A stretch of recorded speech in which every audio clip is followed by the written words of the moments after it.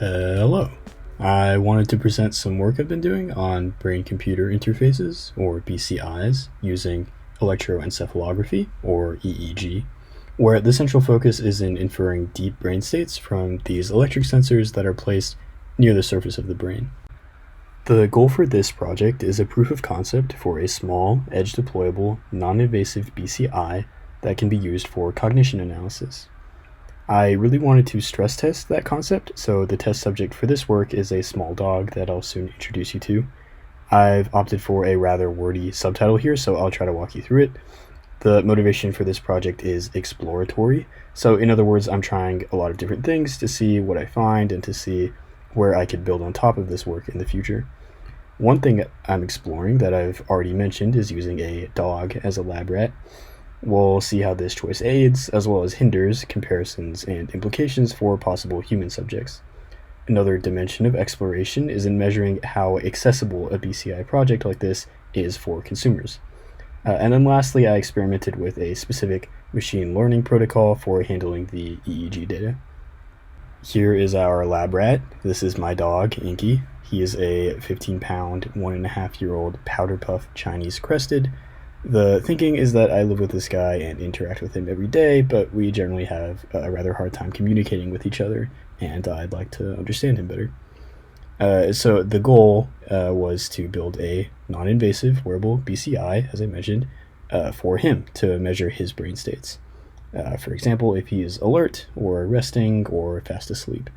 As a minimal version of this, the scope of this project is currently in classifying his sleep stages, which I'll talk more about in a second. So I first want to motivate the project setup. In general, there's a dichotomy in encephalography where you can either measure with really good spatial resolution and poor temporal resolution, and this is exemplified by fMRI, which involves this big machine that spins high-strength magnets around your head and gets very precise measurements of the blood oxygen throughout every corner of your brain, but can't pick up very quick changes.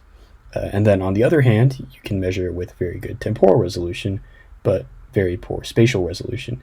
And this is exemplified by EEG, which can only access electrical information so far beneath the skull, but it is very good at capturing sudden changes in that information. You can kind of think of this as the uncertainty principle of encephalography. So, given the cost and unwieldiness of fMRI machines, I was clearly restricted to EEG and restricted to this regime of poor spatial resolution for this project. So you can't actually directly measure deep brain activity with surface electrodes. However, simultaneous fMRI EEG studies do exist, though mostly in humans and then mostly in epilepsy models. These studies do show that surface electrical information correlates with deep brain states. However, simultaneous fMRI EEG in dogs is very hard to find. And again, mostly in encephalopathy studies, so not in healthy individuals. So there are a few differences when it comes to dog brains and human brains. Human brains being where most of the interest in BCIs lies, but is also the form of brain that you're probably most familiar with. In general, the structure is about the same, apart from this huge olfactory bulb in the front of the dog brain. But for EEG, there is the issue of the muscles surrounding the brain, and in particular, the enormous temporalis muscle, which is used for chewing. In humans, this muscle only goes as high as the temple, leaving most of the scalp exposed. But in dogs, this muscle tends to go all the way up to the sagittal crest.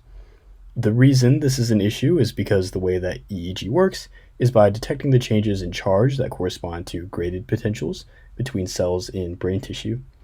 Well, as it turns out, these graded potentials are also instrumental to the functioning of your muscles and continue well into the muscle tissue.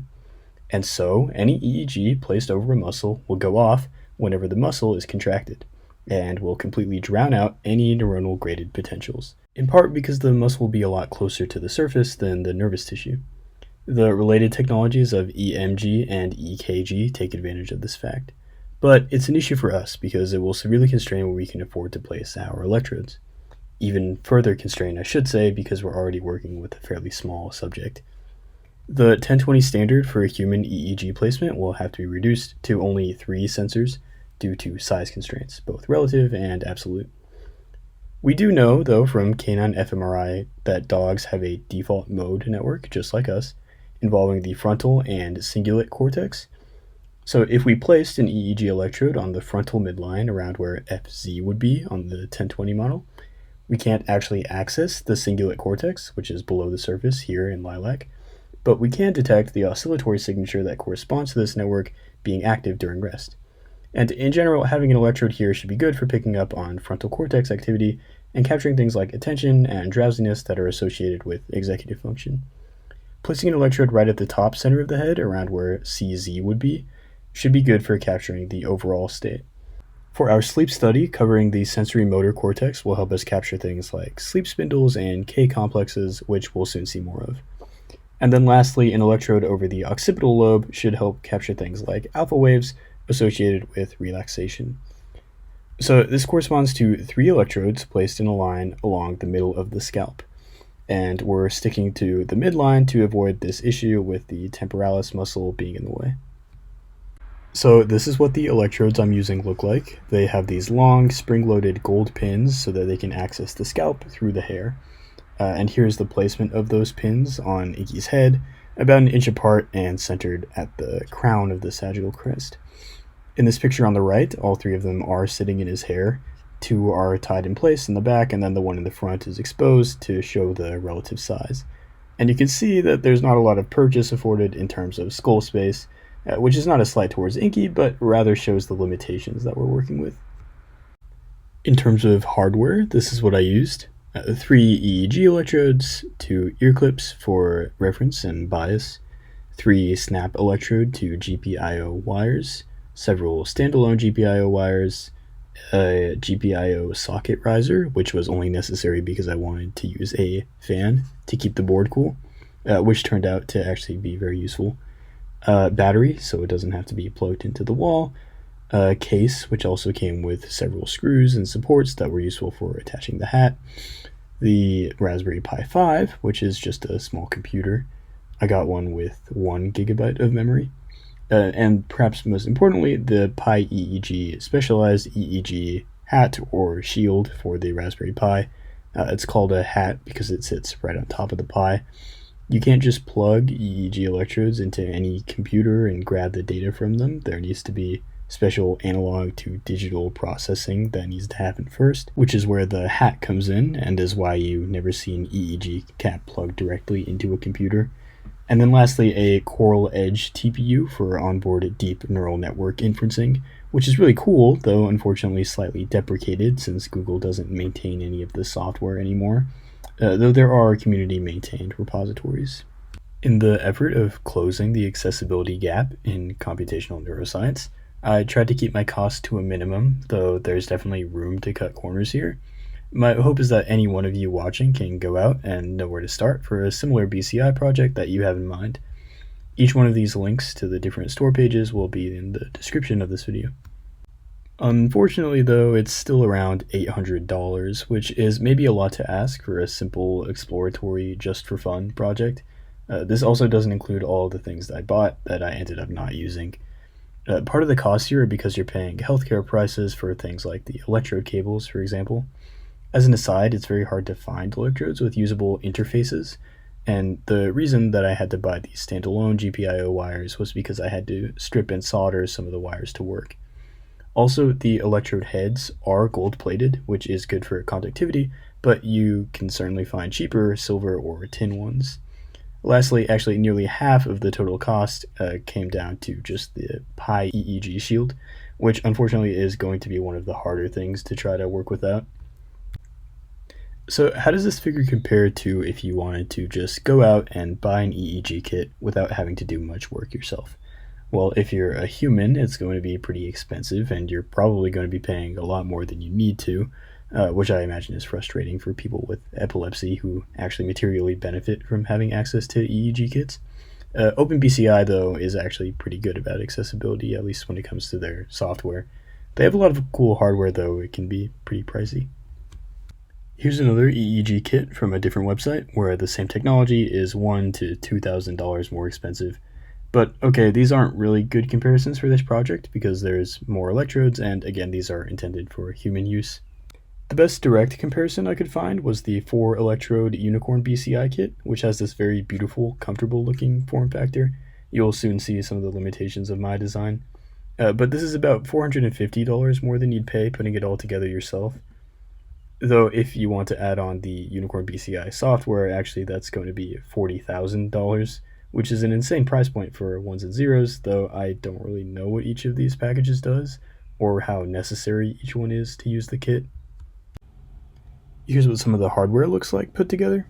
This is the Raspberry Pi 5 with the Pi EEG hat on top, the fan in between them, and then the case around it with some padding in there so it doesn't jostle or hit anything. Here's everything all together. The whole thing is attached to a harness as well as its collar to distribute the weight, though it isn't really all that heavy. The battery is in a sheath strapped to the top.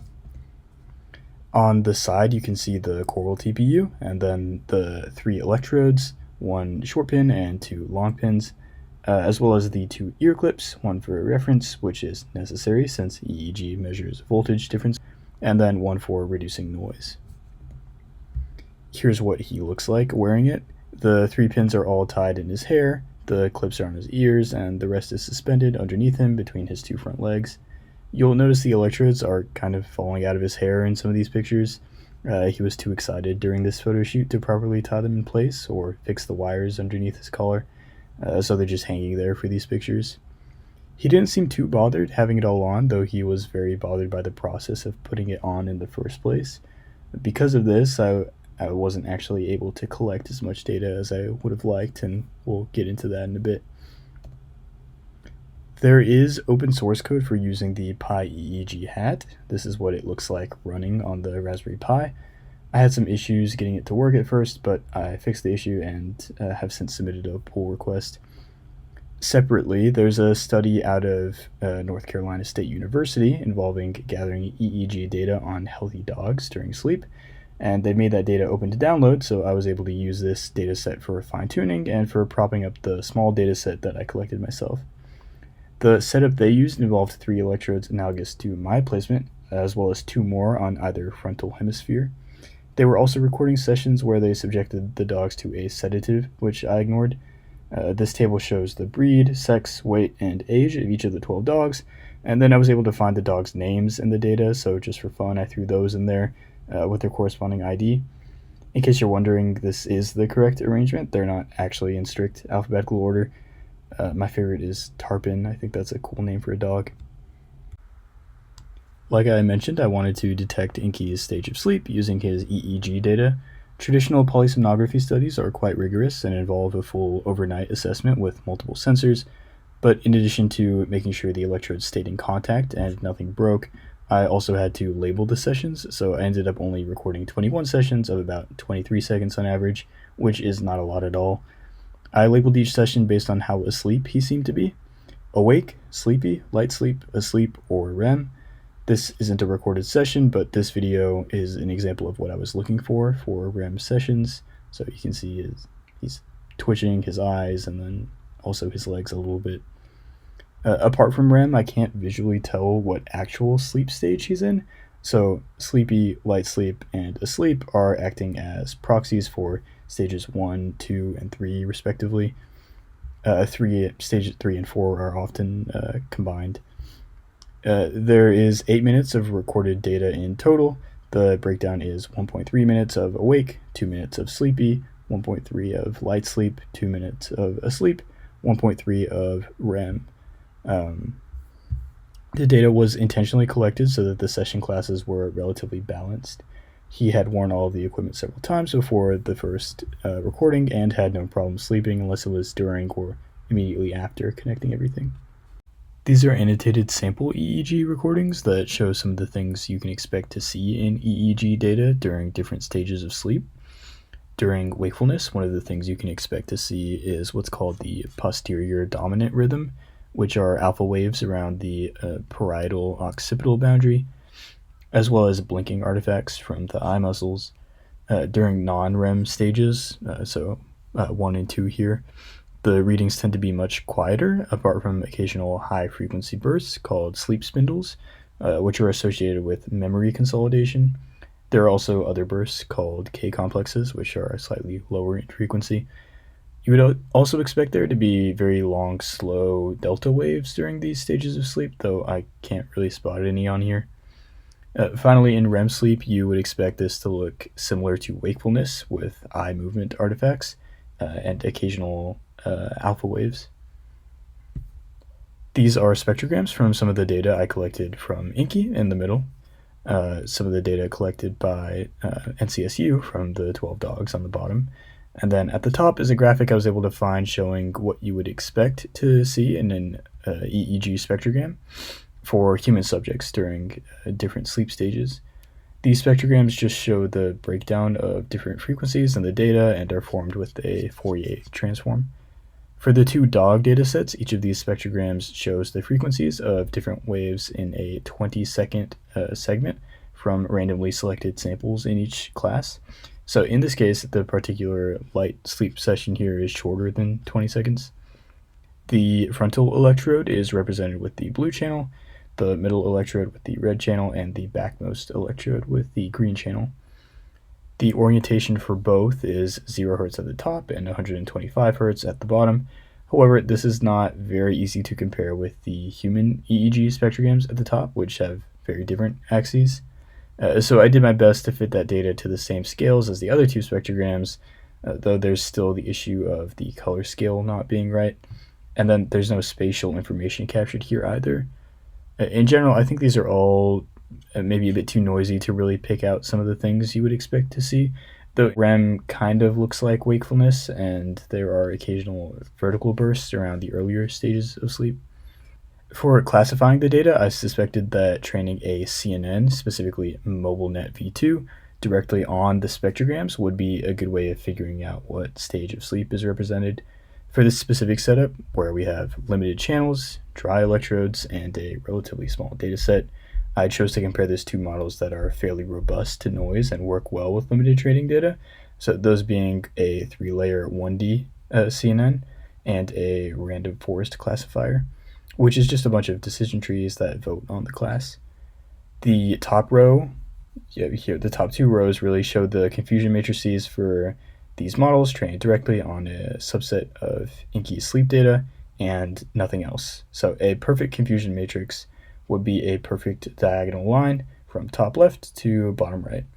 So you can see that MobileNet does pretty good with this split, only mixing up awake and sleepy for a total 80% accuracy. And then the 1D CNN confuses awake and REM for light sleep at 60% total accuracy. And then lastly, the random forest, which only gets REM right for 20% accuracy. I then retrained the 2 neural networks on the data from NCSU and then fine-tuned them on Inky's data to account for overfitting on the small data set, where MobileNet shows the exact same performance and the 1D CNN now critically underfits, guessing awake for everything. Training the random forest on a combination of the 2 datasets yields a model that is slightly better at 40% accuracy. So the MobileNet V2 setup did perfectly classify the deeper sleep stages. However, with only 21 total sessions, MobileNet being so large at around 3.5 million parameters is likely memorizing specific background noise, heartbeat artifacts, or baseline impedance differences of the electrodes for those specific recording sessions, rather than learning generalized neuronal information. The model's success may partially rely on it learning to classify the absence of muscle artifacts as asleep, for example, and the presence of eye movement artifacts as REM. While this is technically cheating from a pure brainwave perspective, neuromuscular artifacts serve as perfectly valid secondary features that are evidently highly effective for sleep analysis. Regardless, by mapping the spatial electrode placement to the color channels and the time frequency dimensions to the XY axes of an image, we've successfully transformed the abstract neurophysiological classification problem into a standard computer vision problem.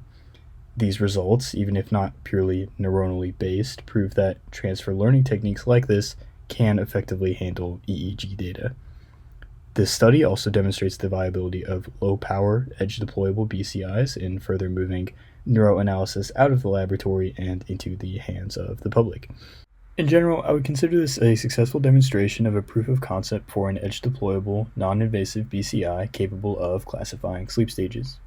While constrained by dataset size, the pipeline validates the use of low-compute edge devices for continuous EEG data analysis, with promising implications for veterinary diagnostics and translational neuroscience. The biggest next step here is just in collecting more data. Making sure that the pipeline is robust will help put a stronger foot forward for future explorations to build off of. For example, not only do dogs exhibit homologous sleep patterns to humans, but canine cognition degenerates in ways similar to human aging. For example, CCD, or canine cognitive dysfunction, is heavily studied as an analog to Alzheimer's. A robust, non-invasive system for tracking canine sleep has implications for expediting veterinary neurology, but also gerontology research as well. Solidifying this approach further opens the door to studying affective states such as anxious or relaxed, based on frontal alpha asymmetry. So remember, the NCSU data already includes F3 and F4. Potentially moving towards capturing the full gamut of behavioral experience and pushing towards the ultimate goal of mapping the entire canine umwelt. On the right here is an example of what intends to be an exhaustive ethogram of dog behavior. So that's all I have for you for now. Thank you.